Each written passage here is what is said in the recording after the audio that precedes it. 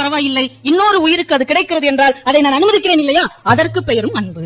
குழந்தைகள் உலகம் அன்பு மயமானதுங்க. எந்த குழந்தையாவது பொம்மையை அடிச்சு நீங்க பாத்துருக்கீங்களா? இந்த காலத்துல பிள்ளைகளை நம்மளால அடிக்க முடியல, அந்த காலத்துல நம்ம வாங்கின அடியில அடியா. அம்மா அடிக்கிறேன் கையை வாங்கினாலே பிள்ளைங்க போய் தூக்கு போட்டுக்குது.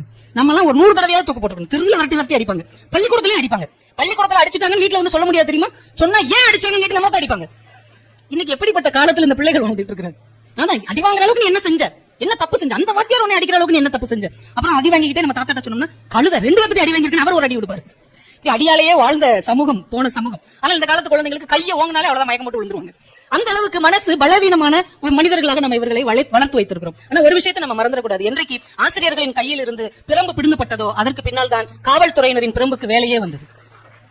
வீட்லயும் அடிக்க மாட்டோம், பள்ளிக்கூடத்திலையும் அடிக்க மாட்டோம், தெருவில் போலீஸ்காரங்க கிட்ட தான் அடி வாங்கணும். அப்ப அந்த ஒழுக்கம் என்பது சீர்கெட்டு போகிறது என்றால் பிள்ளைகளோடு நம்ம அதிக நேரம் செலவிட வேண்டும். அன்பு என்றால் என்ன என்பதை அவங்களுக்கு ஆரம்பத்திலிருந்தே பதிய நிட வேண்டும்.